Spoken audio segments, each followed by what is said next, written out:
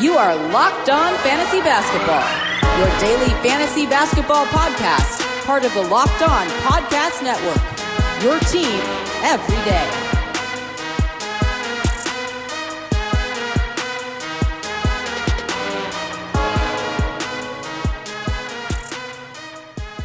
Hello and welcome to the Locked On Fantasy Basketball podcast, brought to you by Basketball Monster. My name is Josh Lloyd and I am the lead fantasy analyst at basketballmonster.com and at Yahoo Sports Australia. And you can find me on Twitter as always at redrock_bball and on Instagram at Locked On Fantasy Basketball. Today we are doing a quick show looking at some players who may be available on your waiver wire that could provide value to your team either in the short or long term. Michael Bolton.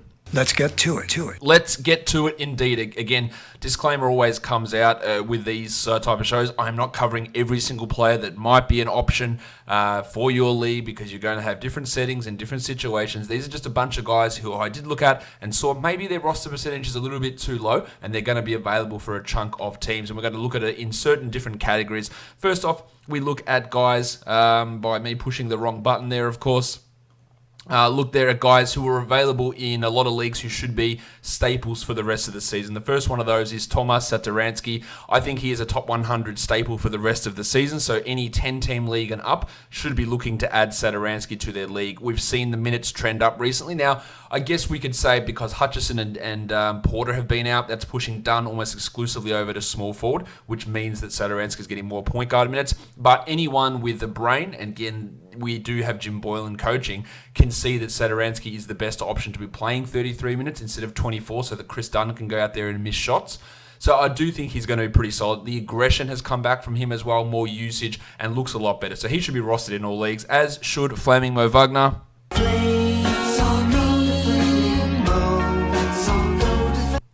Especially with Tom Bryant out, Wagner is going to be the starting center. But even before Bryant went down, Wagner was getting 20 minutes a night, high usage, high efficiency. And now Bryant out minimum 3 weeks, probably looking closer to 6. Maybe it's even longer. Wagner should be rostered in every single league. If you have to drop him in 4 weeks, fine. But for now, you have to do it. You have to add him in all leagues. And then we see where that goes from here.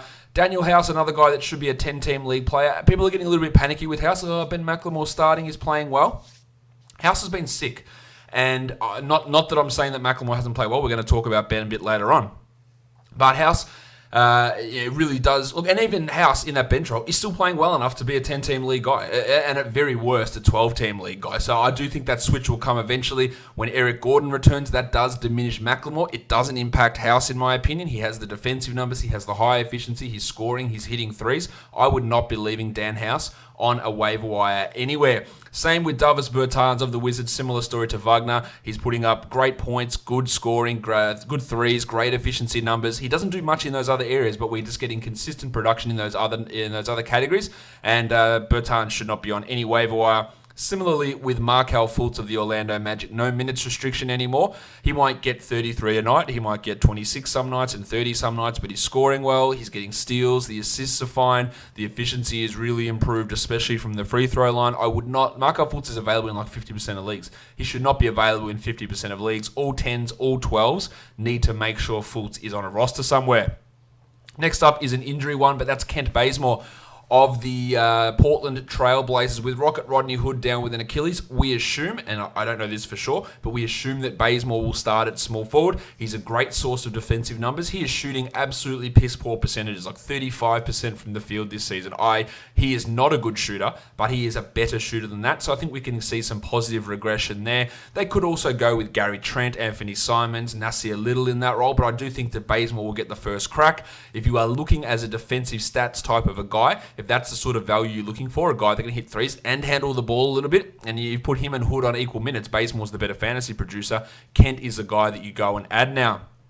Kevin Huerter's back in the starting lineup for the Atlanta Hawks today. I think that once he ramps back up to 30, 31 minutes, we'll start to see the value there. 3-4 assists a game, scoring, hitting threes, doing it relatively efficiently. If you can add some steals in, if you can up his rebounds, and you are talking a potential top 100 guy. His upside's not that high, but I think he should be rostered in all 12-team leagues. Jakob Poeltl's been really, really good. Over the last week, he's actually averaging 4 blocks a game. Now, the last couple of games that Aldridge has played, he's played off the bench and only getting like 16 minutes a night, which is a little bit of a concern because when they were playing together, he was at like 23 or 24. but his ability to rebound, to get good field goal percentage and to block shots is enough to use in 12-team leagues, but he's an absolute must-add 14-team league guy in case they go back to that twin big lineup. If Aldridge gets traded, if Aldridge gets hurt again, there are many situations that lead to positive outcomes for Pirtle, and he has proven himself to be a very solid player with at least back-end 12-team league value at this point. Jae Crowder, a guy who I don't really like for 12-team leagues, but he is completely under-rostered. So in a 14-team league, he should be rostered in those sort of formats. But again, look, he could be a 12-team league guy, but there is a lot of inconsistency with what he does. But the minutes are there. He's hitting threes. He's scoring okay. He gets the occasional steal. The field goal percentage is pretty rough, but Crowder, I believe, should be a 14-team league guy at the very worst. Next list of guys is some other players we can look at. I think Lord Elfrid Payton is worth a look in a 12-team league. Now, he had a really impressive stat line in the first game under Mike Miller for the Knicks. Still, he played fewer minutes than Frank Ntilikina, and Dennis Smith still got some playing time. I don't think that... Well, actually, let's rephrase. He is definitely not the point guard of the future for the Knicks, but since when do the Knicks care about common sense or future planning or building or anything along those lines? He does look like, on a per-minute basis, he is significantly better than Frank Ntilikina. Probably better than Dennis Smith in that situation as well. So give him more equal minutes. Payton is probably going to be the best fantasy producer. I would definitely add Payton over Smith. I would add him over Ntilikina. Now, it really just depends on who you're dropping as to whether you add him. But I think if we're looking at who is going to benefit there and can Payton have that value, especially from hard-to-find categories like assists, then Lord Alfred is someone at least you can consider as an option. Damian Jones, a guy who is available in a ton of leagues. Jonesy is the starting center for the Hawks. He's blocking shots. He's got a huge field goal percentage.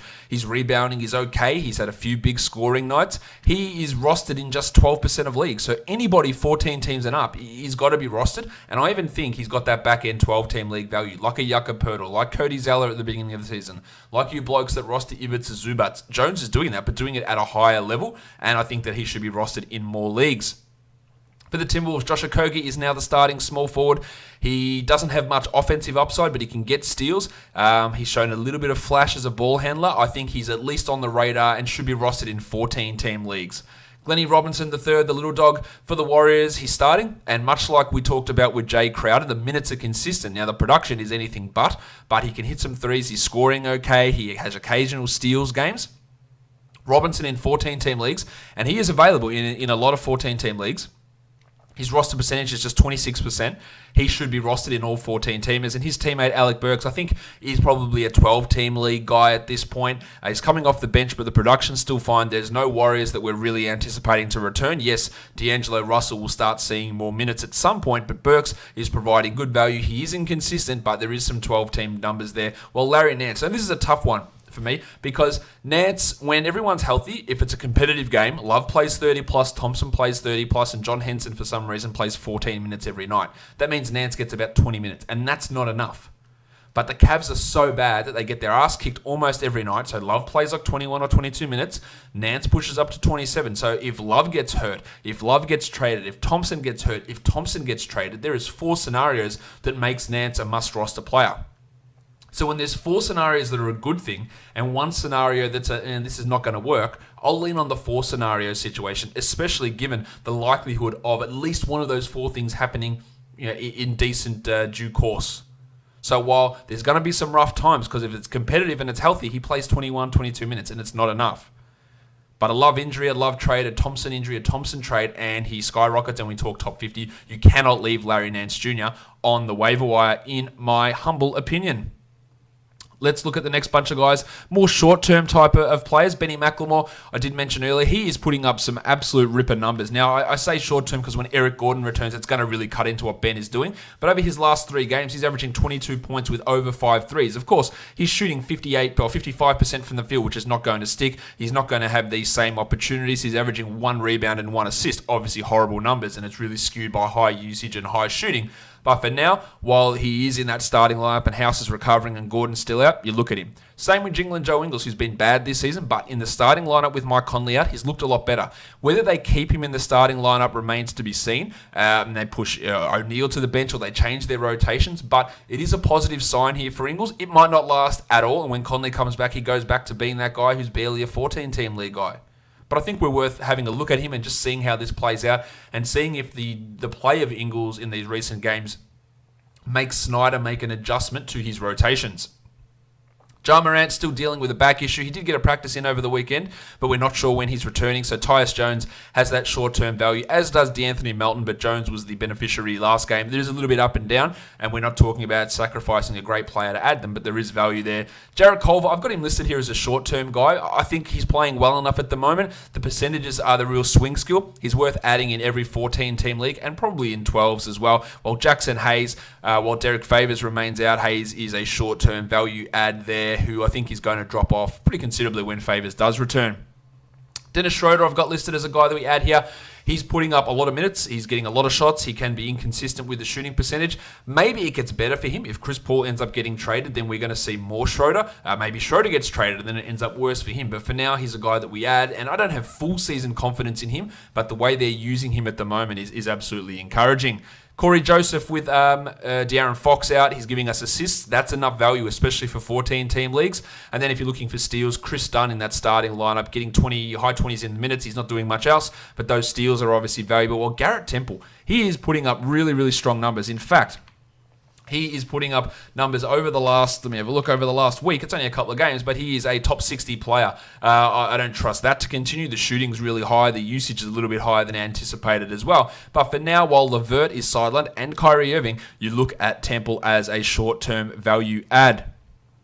Some other guys to have a look at, players on a hot streak at the moment. Rajon Rondo, yes, he is dealing with a hamstring injury. I don't believe that it is serious, but over the last week, he's the 35th ranked player, 7 assists, 1.7 steals, and shooting 55%. He is not a must-roster guy for the remainder of the season, but much like I talked about with Corey Joseph, if you need assists, Rondo is going to provide that for you. His shooting, credit to Rondo, has improved significantly, and he is a threat there. They're still not guarding him as much as they would other people, and over the last 3 weeks, he's shooting, 3 games, he's shooting 86% from 3, which is obviously going to come down, and that's helping his value. But those assists on their own, outside of the points and the field goal percentage and the threes made, that doesn't matter. That's not why you want him. You want him for those assists, and there is some value in him short term. The Spurs, Duncan Robinson, is putting up some, that was the wrong button. Duncan Robinson really putting up some good numbers. Dragic is out. Winslow is sidelined. So over the last week, Robinson's a top 100 player, averaging over 3 threes a game. He's giving you 13 points. He's shooting 50% from the field. He is an excellent shooter. I feel fairly confident he's entrenched in the starting lineup as we move forward. I think he's a key piece of their rotation ahead of a Tyler Hero. And if you need threes at high efficiency, Robinson's providing that, and he's providing good numbers at the moment. And his teammate, Kelly Olynyk, also riding a pretty good hot streak. His inconsistency is always a worry, but he's hitting threes, he's scoring, the minutes are up most nights. So Olynyk does have at least 14-team league value, but he could provide more than that. It just depends on the level of consistency, which has never been his forte. Lastly, let's look at some flyer-type players. The Cross, Christian Wood. Shout out to that bloke on Twitter who suggested that nickname. I think it'll stick. We'll see how it goes, but I do appreciate that. Look, he's clearly ahead of Thon McKay. He is a great per-minute producer. Griffin is not the most stable guy in terms of injuries. Markieff Morris also not the most stable guy, and I think at some point Wood could play ahead of Morris. It is a luxury stash for deeper leagues, but Wood, we know, can have those big blowout performances. Next up, Grayson Allen, who is playing pretty well at the moment. Dylan Brooks is the guy ahead of him, and you know what I think of Brooks. I don't think he's that good. He is wildly inconsistent, and Brooks' minutes have plummeted the last 2 games, and Allen has looked good. Now, again, this is a deeper league, luxury-type stash, but he's ahead of Marko Guduric, and there is a realistic chance, it's a minimal, but it's realistic, that he does overtake Brooks and start starting some games at shooting guard for the Grizzlies this season. Jake Layman's out for the Timberwolves at the moment. When he comes back, I think he slots straight back into that rotation. Backup power forward taking Bates Diop's minutes, backup small forward taking Graham's minutes, and gets you 25 minutes a night. Enough for 14-team leaguers. He can provide even some short-term 12-team value at times. And for deeper leagues also, this is again more of a fly. If Ravishing Rick Rubio goes down, Ty Jerome, he's shown an ability to get assists. He showed that in college. That's part of what his translations were about. His steal rate's pretty good. He looks to have taken that backup point guard role over Javon Carter and Elie Okobo. So if you want to stash a guy in a deeper format with larger benches, if you're waiting on a Rubio injury, which is of course going to happen at some point, then Jerome is the guy we look at. And then the last one, Lonnie Walker of the San Antonio Spurs, had that really big explosion against the Rockets. Next game, not quite so good as we got 30 Paddy Mills minutes and 18 Marco Bellinelli minutes back, but there is a path for Walker here. If the Spurs continue to fall out of things, Walker could see 20 to 24 minutes a night. Now, I don't believe he's a great fantasy option. Not a good three-point shooter, low rebounder, poor assists, low steals. They're not great fantasy numbers, but for points leagues, there is something there for Lonnie. He can score in bunches, and he is, again, just a real luxury stash, long-term flyer type of player. That'll do it for today's Waiver Wire show, guys. Subscribe so you never miss an episode. Apple Podcasts, Google Podcasts, Stitcher, Spotify, and on YouTube. Leave a comment down below. Follow me, share it, all that good stuff, guys. We are done here. Thank you so much for listening, everyone. See ya.